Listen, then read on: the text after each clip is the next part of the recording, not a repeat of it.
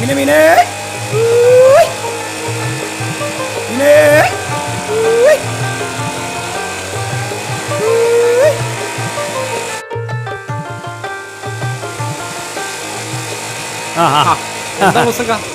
മീനെന്താ ഉള്ളത്? മീന് അയിലുണ്ട്, മത്തിയുണ്ട്, മാന്തണ്ട്, ഐക്കോറയുണ്ട്. മത്തിക്ക് എന്താ വില? മത്തിക്ക് 150 റുപ്യ. 150 റുപ്യ?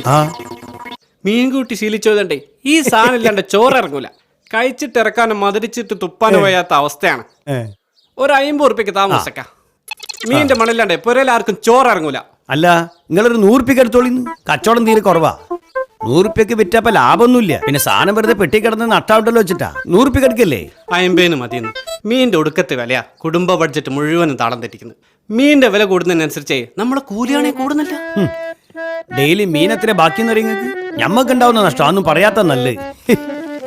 പിന്നെ മൂസക്ക, മീനാകുമാരി റിപ്പോർട്ട് എന്ന് പറയുന്ന ഒരു സാധനം വരുന്നുണ്ട്. അതിന്റെ സാധനം പുതിയ വല്ല മീന്റെ പേരാ? മീനിന്റെ പേരല്ല, മീൻ പിടിക്കുന്നവരെ വയറ്റത്തടിക്കുന്ന ഏർപ്പാടാ. അതെന്താ? കടലിനെയും മത്സ്യസമ്പത്തിനെ കുറിച്ച് പഠിക്കാൻ കേന്ദ്ര ഗവൺമെന്റ് നിയമിച്ചൊരു കമ്മിറ്റിയാ. ഓരെല്ലാം പഠിച്ചു കഴിഞ്ഞ് പറഞ്ഞതേ, പരമ്പരാഗത മത്സ്യത്തൊഴിലാളികളെ പുറം കടലേ ഇത്ര കിലോമീറ്റർ കടന്നു പോകാൻ പാടില്ല, അവിടെയൊക്കെ മീൻ പിടിക്കാനേ വിദേശ കപ്പലുകളെ അനുവദിക്കണമെന്ന്. അത് മാത്രമല്ല, നമ്മളെ വലിയ ബോട്ടിലൊക്കെ അല്ലേ വലിയ പരിശീലനം കിട്ടിയ വിദേശികളെ നിയമിക്കണമെന്ന്. അല്ലോ, അത് പ്രശ്നമാവുമല്ലോ. അല്ലാണ്ട് പിന്നെ നമ്മൾ മീൻ വാങ്ങണമെങ്കിലേ സായിപ്പ് പറയുന്ന വില കൊടുത്ത് വാങ്ങേണ്ടി വരും. മാത്രമല്ല, നമ്മുടെ മത്സ്യസമ്പത്തെ സായിപ്പ് ഈസിയായിട്ട് അടിച്ചോണ്ട് പോവുകയും ചെയ്യും. അല്ല, സായിപ്പ് മീൻ പിടിച്ചോണ്ടായ ഒരു നമുക്ക് വിൽക്കാൻ തരുമോ? എവിടെ തരാ? തന്നാ തന്നെ മൂസക്കെ പോലെ ചെറിയ കച്ചവടക്കാർക്ക് തരുമോ? ഓര് തീരുമാനിക്കുന്നവർക്കല്ലേ ഓര് കൊടുക്കൂ. പഠിച്ചോനെ, എന്താ റിപ്പോർട്ടിന്റെ പേര്? മീനാകുമാരി റിപ്പോർട്ട്. ഈ മീനും കൊണ്ട് ജീവിക്കുന്നവർക്ക് പണി തരാനുള്ള റിപ്പോർട്ട് ആയതുകൊണ്ട് ഇതിന് മീനാകുമാരി എന്ന് പേര് വന്നേലേ. ഈ പുറംകടലിൽ പോയി മീൻ പിടിക്കരുതെന്ന് പറഞ്ഞാൽ ഈ പാവപ്പെട്ട മീൻപിടുത്തക്കാരെന്താക്കൂ? ഓരെങ്ങനെ ജീവിക്കൂ? ഒരു മീൻ പിടിച്ചാലല്ലേ നമുക്ക് മീൻ കൊണ്ടേ വിൽക്കാൻ പറ്റുള്ളൂ. അതെ മൂസക്ക, മൊത്തത്തിൽ ഭയങ്കര പ്രശ്നമായി ഈ റിപ്പോർട്ട്. കടലിനെയും മത്സ്യസമ്പത്തിനെയും സംരക്ഷിക്കാനാണെങ്കിൽ പോലും അതിനൊരുപാട് പോരായ്മകളുണ്ട്. ഇതൊക്കെ നടപ്പിലായി കഴിഞ്ഞാൽ ഇനിയുള്ള കാലം നമ്മളെങ്ങനെ ജീവിക്കുക? ഈ റിപ്പോർട്ടേ ഓൾറെഡി കേന്ദ്ര ഗവൺമെന്റ് അംഗീകരിച്ചു കഴിഞ്ഞു. റബ്ബേ, വേറെന്തെങ്കിലും പണി നോക്കുന്നതായിരിക്കും നല്ലത്. വേറെ പണിയോ? നിങ്ങൾ എന്ത് ഭർത്താനാണ് പറയണത്? ഈ മീൻ കച്ചവടം അല്ലാണ്ട് വേറെ ഒരു പണി നമുക്ക് നടക്കൂല. ഒരു ദിവസം മീൻ വിറ്റില്ലെങ്കിൽ അന്ന് നമുക്ക് ഉറങ്ങാനും പറ്റൂല. അത്രയ്ക്ക് ആത്മബന്ധ മീനും നമ്മളും തമ്മിൽ. ഈ അയിലേ ആഗോലിയും മത്തിയൊക്കെ നിങ്ങൾക്ക് വെറും മീനയക്കൂ. പക്ഷെ ഞമ്മക്ക് അങ്ങനെയല്ല. ഓരൊക്കെ കൂടപ്പറപ്പ് പോലെയാ. ഓരൊക്കെ നമ്മളെ വിട്ടുപോകാന്ന് പറഞ്ഞാൽ നമ്മളെങ്ങനെ സഹിക്കൂ? നമ്മളിത് ഒരിക്കലും സമ്മതിക്കൂല. മീനാകുമാരിയല്ല, ഏത് കുമാരൻ വന്നാലും ശരി, നമ്മൾ അയിലേനെയും മത്തിനെ ആഗോലിനെ ഒന്നും നമ്മൾ ആർക്ക് വിട്ടുകൊടുക്കൂല. അതിന് മൂസക്ക ഇവിടെ കിടന്ന് പ്രതികരിച്ചിട്ട് ഒരു കാര്യമില്ല. മത്സ്യവുമായി ബന്ധപ്പെട്ട് ജീവിക്കുന്ന ആളുകളെ ഒന്നിപ്പിച്ച് ഇതിനെതിരെ പോരാടണം. പോരാടൂ, നമ്മൾ പോരാടൂ. അല്ല, എവിടെയാണ് ഈ മീനാകുമാരി? ഇന്ത്യയില. നോർത്തിലായാലും വേണ്ടില്ല, സൗത്തിലായാലും വേണ്ടില്ല. ഓളോട് നമുക്ക് ചിലത് ചോദിക്കാനുണ്ട്. അല്ലതാ 50 റുപ്യ പൈസയൊക്കെ അടക്കട്ടെ, നമ്മൾ ആദ്യം ഓളൊന്ന് കണ്ടുവരട്ടെ. അല്ല, മീനാകുമാരി വേണ്ടാന്ന് തോന്നുന്നു.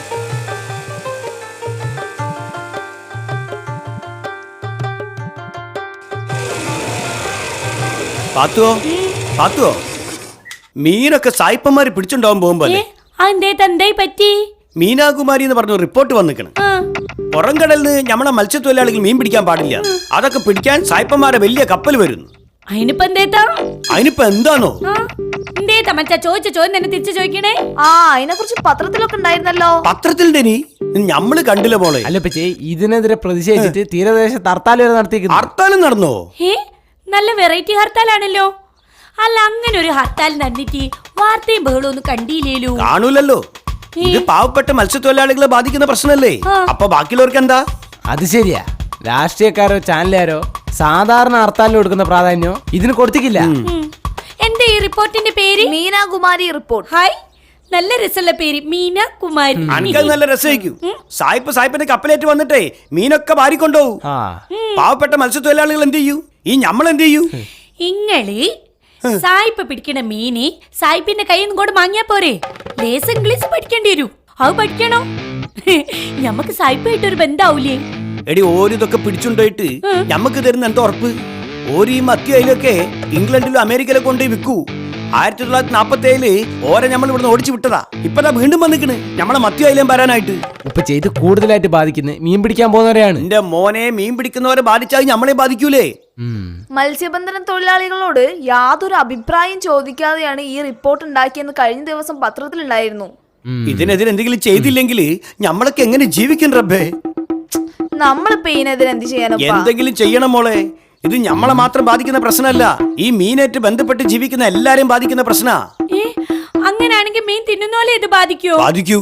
അല്ലോ, അതൊരു പോയിന്റ് ആണല്ലോ ഉപ്പച്ചേ. എങ്ങനെ? അല്ല, ഈ മലയാളികളെല്ലാം പ്രധാന വിഭാഗമുള്ള മീന്. ഈ റിപ്പോർട്ട് ഉറപ്പായിട്ടും മീൻ തിന്നുന്നവരെയും ബാധിക്കും. കോർപ്പറേറ്റുകളും സായിപ്പും നിശ്ചയിക്കുന്ന വില കൊടുത്ത് നമ്മള് മീൻ വാങ്ങേണ്ടി വരൂലേ? മീൻ ഇഷ്ടമുള്ളവരെല്ലാം ഇതിനെതിരെ പ്രതികരിക്കട്ടെ. പക്ഷെങ്കിൽ അത് എങ്ങനെ മോനെ? ഈ റിപ്പോർട്ട് നടപ്പിലാക്കിയാല് അത് മീൻപിടുത്തക്കാരെ മാത്രമല്ല മീൻ തിന്നുന്നവരെയും ബാധിക്കുമെന്ന് ജനങ്ങളെ ബോധവൽക്കരിക്കുക. ഇതൊക്കെ എങ്ങനെയാ റിസ്വാനെ? ഫേസ്ബുക്ക് നമുക്ക് അതിലൂടെ ഒന്ന് ശ്രമിച്ചു നോക്കാലോ. മത്തിന്റെ അയിലന്റെ ഒക്കെ രുചി മലയാളിക്ക് പെട്ടെന്ന് ഇല്ലാണ്ടാകുമെന്ന് പറഞ്ഞാല് സായിപ്പിന്റെ അടുത്ത് നിന്ന് മീനിന് വേണ്ടി ഇറക്കേണ്ട അവസ്ഥ നമുക്ക് ഉണ്ടാവാൻ പാടില്ല. റിസ്വാനെ, ഇതൊക്കെ ഉപയോഗിച്ച് നമുക്ക് കുറച്ച് വാട്സപ്പും ഫേസ്ബുക്കും പോസ്റ്റ് ഇടണം. ഓക്കെ താത്ത.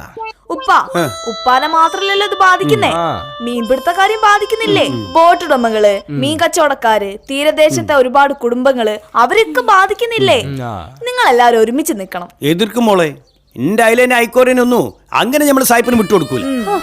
നിങ്ങൾക്ക് ഈ മീൻ കച്ചവടം നിർത്തിയിട്ട് വേറെ എന്തെങ്കിലും പണിക്ക് വെക്കൂടെ? മീൻ വിൽക്കാണ്ട്, മീൻ പാരാണ്ട്, മീൻ മണ ഏൽക്കാണ്ട് നമുക്ക് ഉറങ്ങാൻ പറ്റില്ലെന്ന് നമുക്ക് അറിയില്ലേ? നിങ്ങൾ ധൈര്യമായിട്ടിരിക്കും. ഉപ്പാന്റെ ആൾക്കാരെ കാര്യങ്ങളുടെ പ്രാധാന്യം പറഞ്ഞ് മനസ്സിലാക്കുക. പലർക്കും ഇതിന്റെ ഗൗരവം അറിയില്ല. ഉപ്പച്ചേ, ഞങ്ങൾ സോഷ്യൽ മീഡിയയിലൂടെ പണി തുടങ്ങിക്കോളാം. പഠിച്ചോനെ, അന്റെ കടലിനെ എന്നെ കാത്തോളണേ.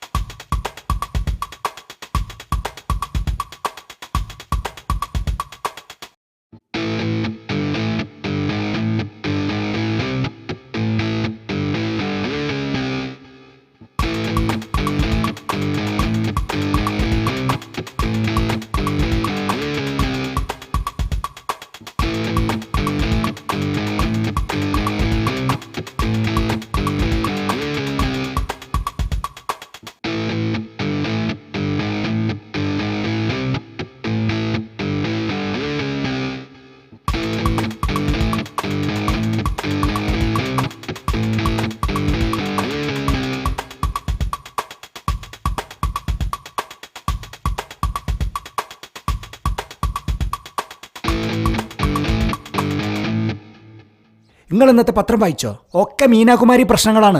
എന്ത് മീനാകുമാരി കൂറെ? മീനാകുമാരി രവിയേട്ടാ, ഇതാണ് MIT മൂസ. നിങ്ങളെ ശക്തമായി പിന്തുണക്കുന്ന ആളാണ്. സന്തോഷായി കൂറെ. നമ്മള് കടലിൽ പോയി വർഷങ്ങളെ മീൻ പിടിക്കുന്നവരാ. ഇനി കടലിൽ ഇറങ്ങാൻ പാടില്ല എന്ന് പറഞ്ഞ റിപ്പോർട്ട് ഉണ്ടാക്കി വെച്ചാല് ഞങ്ങൾ എങ്ങനെ കഞ്ഞുടിക്കൂ? പുറം കടലിൽ എന്ന് പറഞ്ഞാൽ നമ്മക്ക് നമ്മളെ തറവാട് പോലെ.